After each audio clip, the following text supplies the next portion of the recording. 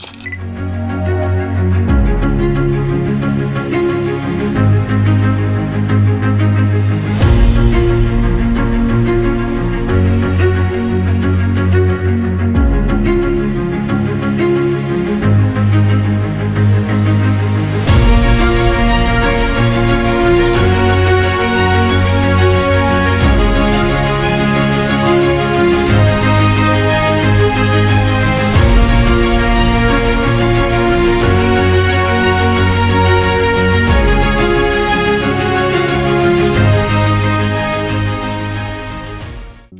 আজকে আমরা আনবক্সিং করতে যাচ্ছি DJI Mavic 4 Pro creator combo with 512GB internal memory with RC Pro 2 controller.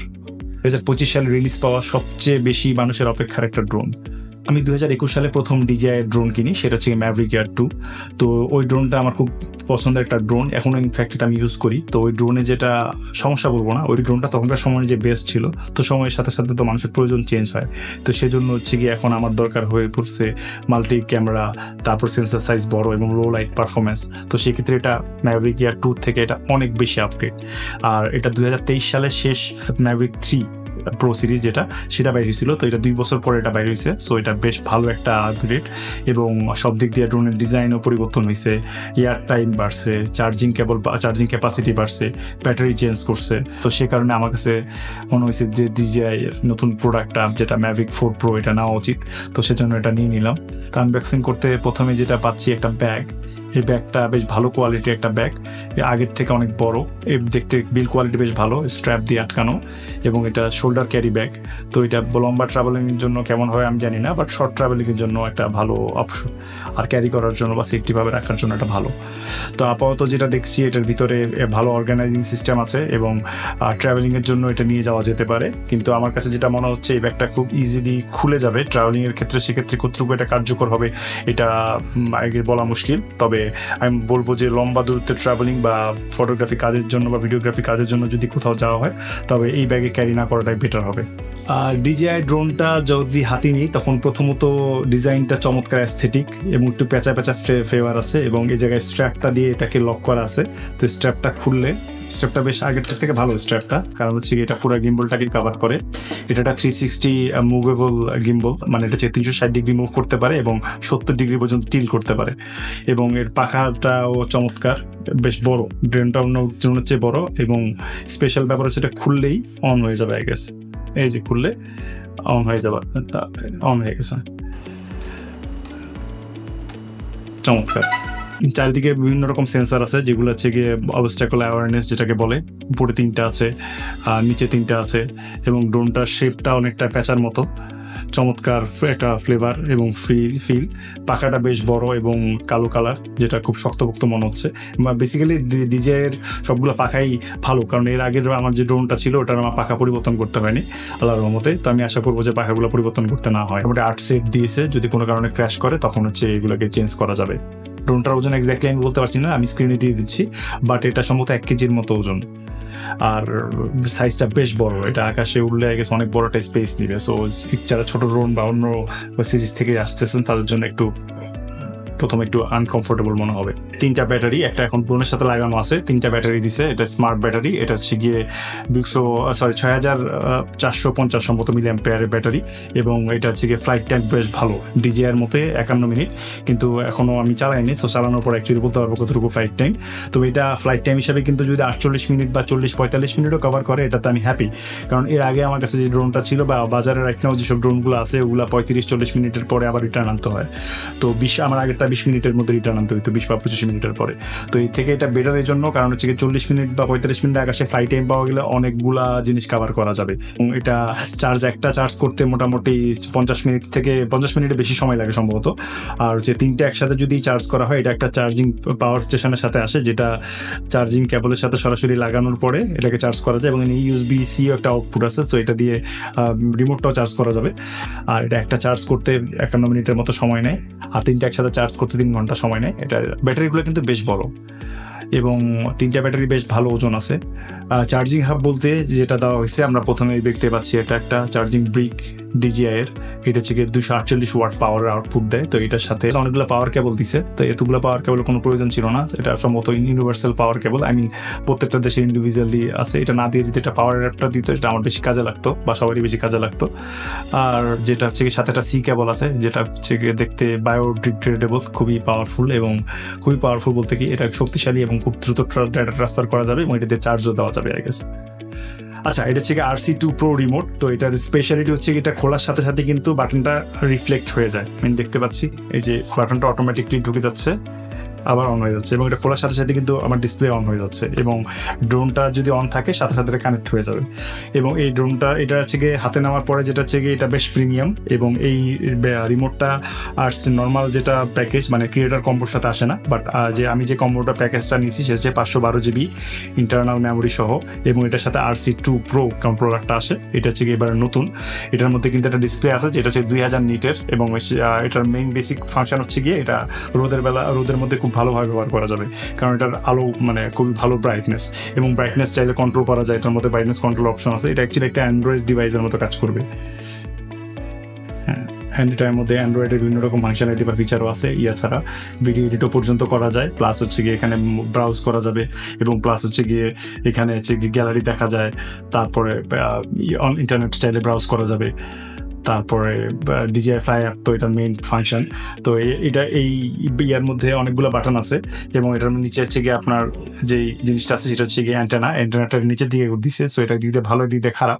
ভালো ইন এ সেন্স এটার পাওয়ার রেঞ্জ অনেক বেশি, প্রায় 30 কিলোমিটারের মতো এটার রেঞ্জ, কিন্তু অসুবিধা হচ্ছে গিয়ে ড্রোন এটা আমি কোথাও রাখতে পারবো না এইভাবে, কারণ এটা ভোলাটাইল। আর সেকেন্ড জিনিস হচ্ছে গিয়ে এই ড্রোনটা হাতে নেওয়ার পরে অনেকগুলো বাটন আছে চারদিকে, সবগুলো কাস্টমাইজেবল বাটন। তো এই বাটনের কারণে হচ্ছে হাত রাখতে কোনো না কোনো জায়গায় চাপ পড়ে, বাট এটা সম্ভবত অভ্যাসের কারণে, কারণ আমার আগেরটার মধ্যে এরকম ছিল না, দ্যাটস ওয়াই আমি এটার সাথে একটু অভ্যস্ত না। আরেকটা ব্যাপার সেটা হচ্ছে কি আমার কাছে একটু অস্বস্তিকর লাগতেছে এখন, সেটা হচ্ছে এটার স্ক্রিনটা বেশ ফ্রেজাইল এবং ওপেন, তো সে কারণে এটার মধ্যে স্ক্র্যাচ কিংবা এটার মধ্যে ড্যামেজ হইতে পারে, বাট না হইতে পারে। আর এটা হচ্ছে কি যদি চাপ দিয়ে দিই তাহলে কিন্তু রিট্র্যাক্ট হয়ে যাচ্ছে। আর এটার একটা ব্যাপার হচ্ছে কি যে এই যেটা ওপেন করতেছি বা বন্ধ করার পর এটা কিন্তু অটোমেটিক স্লিপ মোডে চলে গেছে। তো এখন যদি আমরা ধরতে যাই, এটা ধরার অ্যাকচুয়াল কোনো ভালো পজিশনিং নেই। তো এটা যখন খুব দ্রুত কাজ করতে যাব বা দ্রুত কোথাও শট নিতে যাব, তখন এটা একটা বিপদে পড়তে পারে এটার জন্য। কিন্তু আই গেস এটা অভ্যাস, অথবা এটার মধ্যে অন্য কোনো সিস্টেম বের করতে হবে, এটা পরে দেখতে হবে। কোনো কাজকে সহজ করতে হলে যেটা হচ্ছে তার স্টেপগুলো কমাইতে হয়। তো এটার মজার পার্ট হচ্ছে কি ড্রোন যখন আমরা ফোল্ডিংটা অন করবো, সাথে সাথে কিন্তু ড্রোনটা অন হয়ে যাবে, এবং রিমোটটা যখন ফোল্ডিংটা অন করবো, রিমোটটা অন হয়ে অটোমেটিক কানেক্ট হয়ে যাবে। তো এটা বেশ ভালো এবং ফাস্ট টু ডিপ্লয়, কিন্তু এটা একটা প্রবলেম আছে, জাস্ট আমি মনে হচ্ছে কয়েকবার এটা ঠিকমতো কাজ করেনি, সম্ভবত এটা ফ্রেমওয়্যার আপডেটের জন্য। অথবা যেটা করতে হবে সেটা হচ্ছে ভিতর থেকে কিন্তু এটাকে অফ অন করা যায়, যে আমি ফোল্ডিং অবস্থায় অন করতে চাই কি চাই না। যদি ফোল্ডিং অবস্থায় অন করতে না চাই, পিছিয়ে যে বাটনটা আছে সেটা ক্লিক করলে কিন্তু আমি ড্রোনকে পাওয়ার অফ করতে পারি বা পাওয়ার অন করতে পারি। কন্ট্রোলারটা আছে, এটার মধ্যে কিন্তু 128 GB মেমোরি আছে, এবং প্লাস SD কার্ড দিয়ে মানে 512 GB সাথে আরও এক্সপান্ড করা যাবে। এটা HDMI পোর্ট আছে, সরাসরি এটা কিন্তু লাইভ করা যাবে, এবং প্লাস এটাতে স্ক্রিন রেকর্ড করা যাবে। হাই মাইক কিন্তু সরাসরি এর সাথে কম্প্যাটিবল, তার মানে আপনি যখন লাইভ করতে চাচ্ছেন কিংবা ড্রোন আকাশে উড়াচ্ছেন, আপনি কিন্তু ভয়েস ওভার এর মধ্যে দিতে পারবেন। তো লাইভ যদি কোনো কাজ করতে চান কিংবা করতে চান, তাহলে এটা ভালো অপশন। ড্রোনটা প্রথমে ওপেন করার পরে ড্রোন অন করার সময় কোনো পাওয়ার সেটআপ প্রয়োজন নেই, অন করলে ড্রোন অন। কিন্তু প্রথমে ড্রোন অন করার পরে কিন্তু DJI অ্যাপে কানেক্ট করতে হবে, যদি কারো আইডি থাকে তাহলে সেই আইডি দিয়ে লগ ইন করে কানেক্ট করা খুবই সোজা, জাস্ট স্টেপগুলো ফলো করলে কিন্তু কানেক্ট হয়ে যাবে। ওয়াইফাই দিয়ে কানেক্ট করা যাবে, প্লাস মোবাইলে হটস্পট ইউজ করে কিন্তু কানেক্ট করা পসিবল। এটা কিন্তু একটা ইন্টারেস্টিং জিনিস, এটা হচ্ছে আমি যদি DJIটাকে অন করি, এটা দেখছেন বাটনটা কিন্তু ভিতরে ঢুকানো, তার মানে হচ্ছে আগের মতো ঘুরে পেঁচায় বাটন লাগাইতে হবে না, যেটা আমার একটা হেডেক ছিল।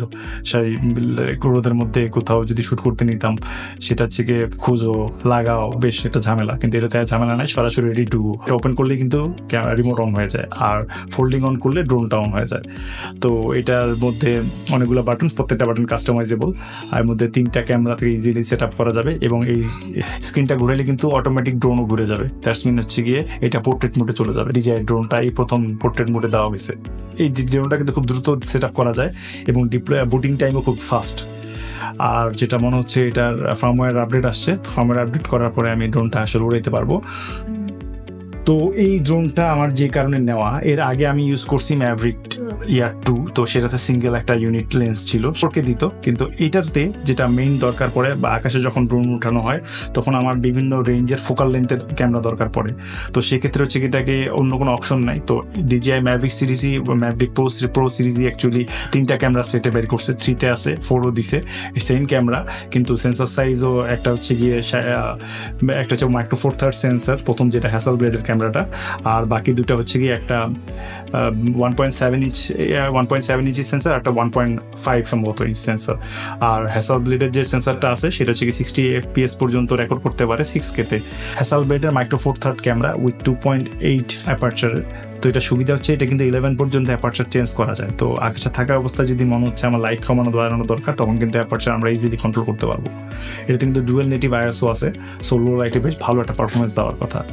এটা হচ্ছে 28 ফোকাল পয়েন্ট, আর এটা হচ্ছে কি 6K রেকর্ড করতে পারে এবং 10 বিট লগে এটা শ্যুট করতে পারে, এবং আরও অনেক শুটিং ফাংশনালিটি আছে, আমি স্ক্রিনে দিয়ে দিচ্ছি কোন কোন ফিচারগুলো আছে। আর বাকি দুইটা যে লেন্স আছে এটা একটা টেলিফটো, একটা 70mm আর একটা সম্ভবত 168mm। সো 3টা লেন্সের কারণে ভার্সেটিলিটি অনেক বেড়ে গেছে, আর এর সেন্সারটা খুবই ভালো। সো এটা রেসপন্সিভনেস এবং কালার ডেপথ সব মিলে এটার মতো বাজারে আর কোনো ড্রোন নাই আসলে। আর একটা ব্যাপার হচ্ছে কি আমি বলতে ভুলে গেছি, সেটা হচ্ছে এটার সাথে কিন্তু কোনো ফিল্টার আসে না। তো ফিল্টার না আসার কারণে যেটা প্রবলেম, সেটা হচ্ছে ফিল্টারটাকে আলাদাভাবে পারচেস করতে হবে। তো অনলাইনে দেখলাম এটা নাকি ইলেকট্রনিক অ্যান্টি ফিল্টার আসবে, সেটা ভালো, কারণ ড্রোন নামায় বারবার ফিল্টার চেঞ্জ করার থেকে ইলেকট্রনিকভাবে চেঞ্জ করতে পারলে বেশ ভালো একটা অপশন। এটা কিন্তু 360 ডিগ্রি রোটেট করতে পারে, তার মানে হচ্ছে গিয়ে ভার্টিক্যাল ইমার্সিভ শট নেওয়া যাবে। আর একটা ইন্টারেস্টিং পার্ট হচ্ছে গিয়ে এটা কিন্তু 70 ডিগ্রি পর্যন্ত টিল্ট করে, তার মানে হচ্ছে গিয়ে যদি কোনো আর্কিটেকচারের ভিতর দিয়ে কিংবা কোনো একটা যদি সাবজেক্টের ভিতরে যেতে থাকি তাহলে কিন্তু ক্যামেরাকে টিল্ট করে ইন্টারেস্টিং কিছু শট নেওয়া যাবে। প্রতিবার আমরা সবসময় কোনো কিছু ড্রোন বা যে কোনো কিছু রিলিজ পাইলে অনেক দিন ধরে ওয়েট করি যে এটা কখন বাংলাদেশে আসবে আর রিলিজ পাবে, বিকজ আমাদের দেশে অফিসিয়াল DJI কোনো শোরুম নেই, বিভিন্ন জায়গা থেকে আমাদেরকে পারচেস করতে হয় ক্যামেরা পারচেস শোরুম থেকে। এটা 13 তারিখ রিলিজ পাইছে, তো সেদিনকে কিন্তু ড্রোন অলরেডি বাংলাদেশে চলে আসছে। তো আমরা অনেকে ট্রাই করছি, যার যা যে পারছে বা যা সবচেয়ে ইউনিট, সবার কাছে অনেক ইউনিট ছিল না, তো বেশ কম ইউনিট ছিল, বাট পাওয়া গেছে ড্রোন। আমি যে ইউনিটটা কিনি সেটা লেখা ছিল যে don't open until the release date, so একদম সিল অবস্থায় আমি পাইছি। আমি কিনছি যমুনা ফিউচার পার্কের ক্যামেরা ওয়ার্ল্ড থেকে, তো দাম নিয়েছিল হচ্ছে গিয়ে 3,80,000 টাকার মতো। এটা হচ্ছে গিয়ে creator combo with RC2 Pro 512GB internal memory সহ। আর শুধুমাত্র ক্রিয়েটার কম্বো নিলে 3 লাখ টাকা, আর শুধু ড্রোন নিলে সম্ভবত 2 লাখ টাকা দাম। তো মার্কেট যাচাই করে নিয়ে। তো ইন্টারেস্টিং ফ্যাক্ট হচ্ছে বাংলাদেশে কিন্তু এই ড্রোনের দাম পৃথিবীর সবচেয়ে কম, ইউএসএতে ট্যাক্স ট্যারিফের কারণে সম্ভবত দাম অনেক বেশি। তো এই দিক দিয়ে আমরা খুব একটা ভালো অপরচুনিটি পাইছি। ড্রোনটা কিছুদিন ইউজ করার পরে আমি মেইন রিভিউটা দিব যে কেমন লাগছে বা কীভাবে কী বিষয় আসে। আর এই ভিডিওর সাথে আমি কিছু ফুটেজ অ্যাড করে দিব, আনএডিটেড র ফুটেজ। তো সেগুলো থেকে মোটামুটি ড্রোনের কোয়ালিটি সম্পর্কে জানতে পারবেন বা বুঝতে পারবেন। পরের ভিডিওতে দেখা হবে এই ব্যাপারে। এটা ব্যাপার কারো যদি কোনো কোয়েশ্চেন থাকে তাহলে আমার কমেন্ট বক্সে জানাবেন, আমি চেষ্টা করবো অ্যান্সার দিতে। সবগুলো কোয়েশ্চেন অ্যান্সার হয়তো আমি জানবো না বা জানি না, তো সবাই মিলে শিখবো নিজেরা কীভাবে এটাকে ব্যবহার করতে হয় বা জানা যায়। Thank you for watching, see you next time, tata.